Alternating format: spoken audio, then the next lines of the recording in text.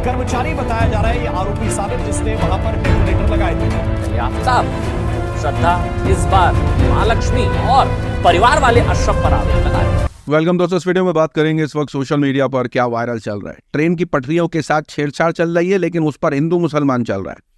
वैसे तो कई लोग जो है ट्रेन का सफर इसलिए भी करते हैं क्योंकि उन्हें फ्लाइट से घबराहट होती है, क्योंकि भाई बीच आसमान में क्या हो जाए कुछ पता नहीं है, बचने के चांसेस कितने हैं नहीं है, तो इस वजह से लोग ट्रेन का सफर करते हैं। अब ट्रेन का सफर भी खतरनाक होता जा रहा है। पता नहीं कौन रील के लिए, प्रमोशन के लिए, वायरल होने के लिए न जाने क्या क्या ट्रेन की पटरियों के साथ कर रहा है। और अब तो ऐसा महसूस हो रहा है कि शायद हाई चांसेस ज्यादा है उन लोगों के फ्लाइट पे सफर करने के बनिस्बत ट्रेन के, क्योंकि जिस तरीके की खबरें निकल के आ रही हैं लोग वाकई चिंताजनक है। कई लोग सफर नहीं करते, अब तो लगता है फ्लाइट से ही करना पड़ेगा। 2-3 घंटा का सफर हो सकता है ज्यादा रिस्क फ्री हो बनिस्बत इसके कि भाई ट्रेन के सफर करने पर, क्योंकि 10, 12, 15, 16, 20, 25 घंटे बैठने के बाद भी अगर आपके दिल में दुख दुख हो रहा है कि पता नहीं किस पटरी पर कौन क्या कर रहा होगा, तो वाकई आपका सफर भारी होता है। लेकिन जो एजेंडा चल रहा है उसका एक्सपोज करना बेहद जरूरी है, क्योंकि भाई छेड़ोगे तो छिड़े भी जाओगे। सोशल मीडिया पर जो चल रहा है शेयर करेंगे इसके मामले पर, और साथ ही साथ शेयर करेंगे आपके साथ कि मुंबई के अंदर एक बड़ा प्रोटेस्ट देखने को मिला। भारी तादाद में मुसलमान जो है वो सड़कों पर दिखे। क्या है पूरा मामला, गोदी मीडिया भी अब पलटता हुआ दिख रहा है। छोटे बड़े अपडेट्स हैं, और साथ ही साथ जो सिलेक्टिव आउटरीच है बेंगलुरु वाले मामले पर वो भी आपके साथ शेयर करेंगे। कई सारे अपडेट्स है छोटे बड़े, वीडियो में शेयर करेंगे आपके साथ इस वीडियो में। लेकिन आगे बढ़ने से पहले आप सभी से गुजारिश है चैनल को सब्सक्राइब और रीच के लिए लाइक शेयर कमेंट करना ना भूला करें। पहली अपडेट ट्रेन के पटरी के साथ छेड़छाड़ के हवाले से है। खबर निकल के आई मध्य प्रदेश के बुरहानपुर से। जी हाँ, बताया गया कि ट्रेन की पटरी के साथ जो छेड़छाड़ हुई है वहां एक रेलवे एम्प्लॉय ने डेटोनेटर्स चुरा करके ट्रैक पर लगाने की कोशिश करी, और वहां पर जो पकड़ा गया है ये शख्स, उसका नाम साबिर बताया जा रहा है। साबिर नाम के एक आरोपी ने ये डेटोनेटर लगाए थे। रेलवे का ही कर्मचारी बताया जा रहा है ये आरोपी साबिर जिसने वहां पर डेटोनेटर लगाए थे। अब इसकी गिरफ्तारी के बाद लगातार मुसलमानों को टारगेट किया जाने लगा। कहा जाने लगा कि भाई किस तरीके से जो जिहाद है वो चल रहा है। लगातार इस तरीके का पूरा नैरेटिव सेट किया जाने लगा, लेकिन ये ज्यादा देर तक चला नहीं। ये फेल हो गया क्योंकि खबर गुजरात की सूरत से भी आ गई। बताया गया कि गुजरात के सूरत में रेल की पटरी पर फिश प्लेट लगा करके बड़े हादसे का अंजाम देने की कोशिश की गई थी। और यह भी बताया जा रहा था कि जो वजह थी ऐसा करने की वो ये कि प्रमोशन पाने के लिए। ये देखिए, ट्रेन पलटने की साजिश का दावा जो है वो फर्जी निकला, क्योंकि ये बताया जा रहा था मीडिया की तरफ से कि ये एक आतंकी जो है वो साजिश है। उसके बाद पता चला कि आतंकी साजिश नहीं है। प्रमोशन पाने के लिए खुद रेल की जो एम्प्लॉय थे उन्होंने इस काम को अंजाम दिया था। इनमें जो 3 लोगों की अभी पुलिस ने गिरफ्तारी करी है उनके नाम शुभम, मनीष और सुभाष बताए जा रहे हैं। तो अपने आप में जो नैरेटिव था ना वो फेल होता हुआ दिखा इन भक्तों का। और यहाँ तक कि एक और खबर उत्तर प्रदेश से निकल के आई रामपुर के हवाले से, जहां बताया गया कि किस तरीके से पटरियों पर रॉड रखे जा रहे हैं और उसको नुकसान पहुंचाने की कोशिश की जा रही है। इसका भी एक्सपोज हो गया। बताया गया कि संदीप चौहान और विजेंद्र सिंह कोई पटरी पर रॉड नहीं रख रहे थे, वो असल रॉड चुरा रहे थे, क्योंकि वो चुरा करके उस रॉड को बेचते ताकि उससे वो ड्रग्स खरीदते। तो यहाँ तो पूरा नैरेटिव ही फेल हो गया। पूरा एक तरफा चल रहा था, लेकिन पूरा खुलासा हो गया। अनभक्त भी जो है वो मुंह छुपाते हुए फिर रहे जब ऐसी खबर निकल के आई, और जाहिर सी बात है इस पर तो वो बोलते नहीं। तो यहाँ ये एक्सपोज हुआ है। साथ ही साथ आपको बता दें कि अब ट्रेन के मामले इतने बढ़ रहे हैं तो उसके हवाले से कई सारी रिपोर्टें निकल के आ रही हैं। अब यह एक खबर निकल के आई जहां बताया गया कि ये आशीष पांडे है जो कि वेस्टर्न रेलवे के कर्मचारी हैं, यानी टीसी हैं। और इसका बयान वायरल हुआ है जिसके अंदर ये कह रहा है कि मैं मुसलमानों और महाराष्ट्रियंस को बिजनेस नहीं देता। जी हाँ, ऑटो में नहीं बैठता जब मैं देखता हूं कि महाराष्ट्रन है या मुस्लिम है, यानी मुसलमान देख करके या महाराष्ट्रन देख करके ये उनको कारोबार नहीं देता, उनसे सामान नहीं लेता, उनके साथ नहीं बैठता उठता, उनके साथ सफर नहीं करता है।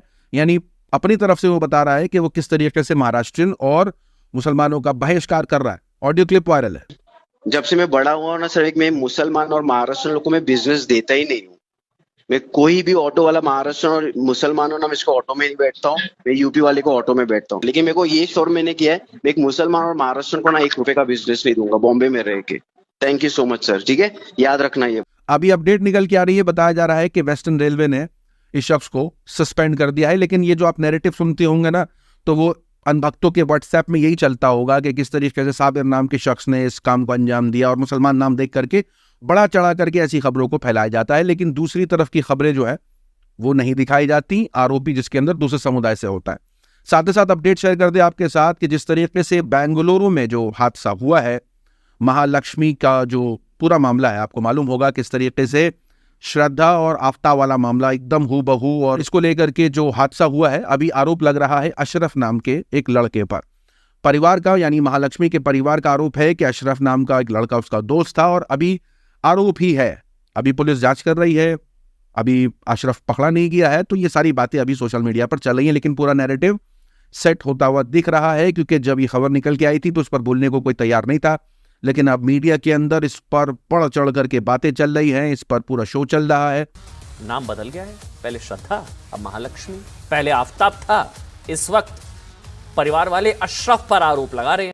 और जिस तरीके की ये खबर निकल के आई है, इसी तरीके की खबरें और भी कई बार निकल के आ चुकी हैं। ये पिछले साल की है, जहां सोशल मीडिया के यूजर्स जवाब दे रहे हैं अन भक्तों को, दलाल मीडिया को, कि वो जो नैरेटिव सेट कर रहे हैं, इस तरीके की खबरें और भी आ चुकी हैं। ये देखिए, मुंबई में रहने वाला एक शख्स जो कि लिव इन पार्टनर के साथ रहता था अपनी, उसके साथ भी उसने इसी तरीके का सलूक किया था। ये आपकी स्क्रीन पर है, ये उसका फोटो है।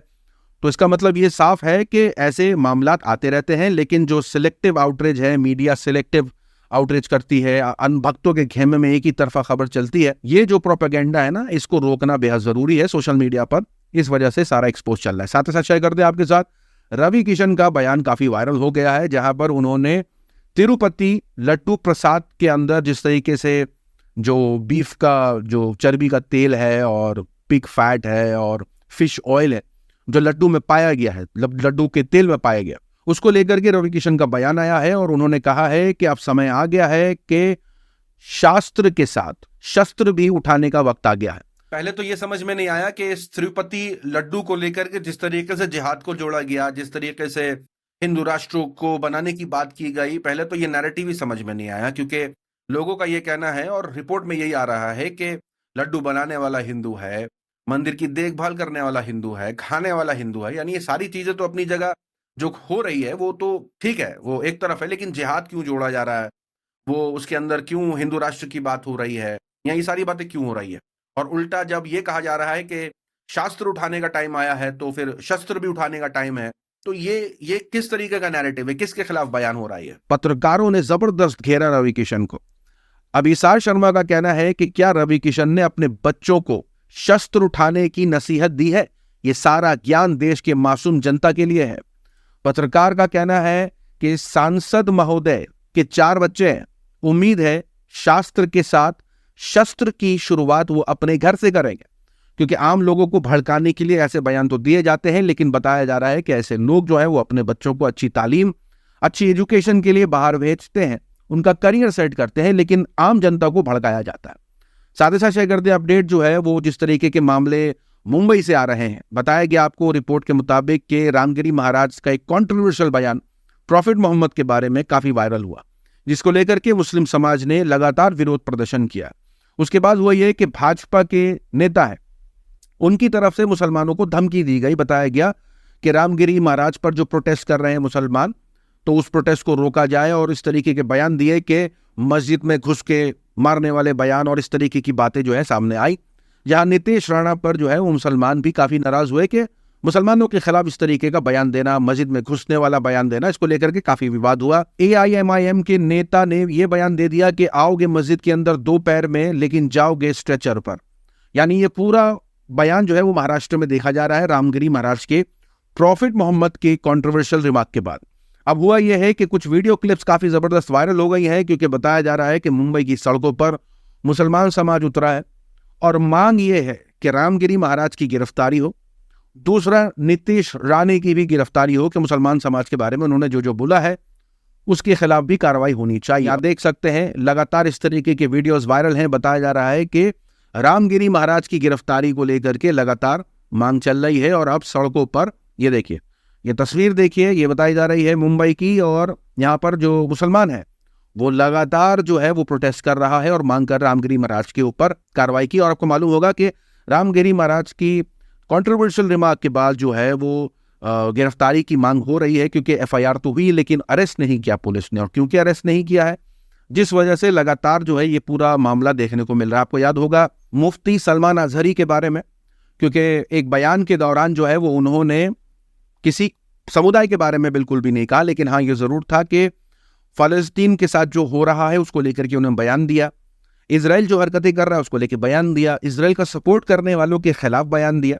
लेकिन उन्होंने अपने बयान के अंदर जिन लफ्ज़ों का इस्तेमाल किया वो किसी पर्टिकुलर समाज के लिए नहीं था, लेकिन जिस तरीके से उनके उस कंट्रोवर्शियल बयान को लिया गया, उनके ऊपर कार्रवाई हुई और अभी भी सलमान अजहरी जेल में। अब जब इस बयान को लेकर के एक मुफ्ती को जेल में डाला जा सकता है कि किसी समुदाय को ठेस पहुंची है उनके बयानों से, और इस मामले को लेकर के उनको जेल में डाला जाता है।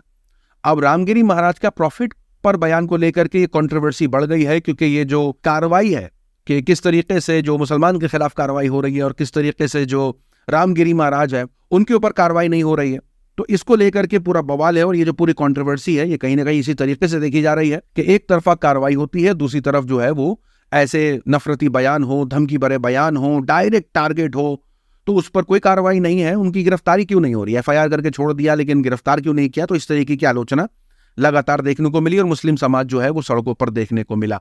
लगातार इस तरीके की वीडियोस वायरल है जहां AIMIM के MP इम्तियाज जलील जो है वो मुंबई पहुंच करके आवाम से मुखातिब हो रहे हैं और जो हुजूम है वो देखने को मिल सकता है। अब इतना बवाल मचा है कि अब गोदी मीडिया को खुद ये कबूलना पड़ रहा है कि रामगिरी महाराज का बयान अननेसेसरी था, गैर ज़रूरी था, और नीतीश राणा का बयान भी बेतुका था, गैर ज़रूरी था, और बीजेपी को चाहिए था कि नीतीश राणे के बयान पर उन्हें टोका और रोका जाता।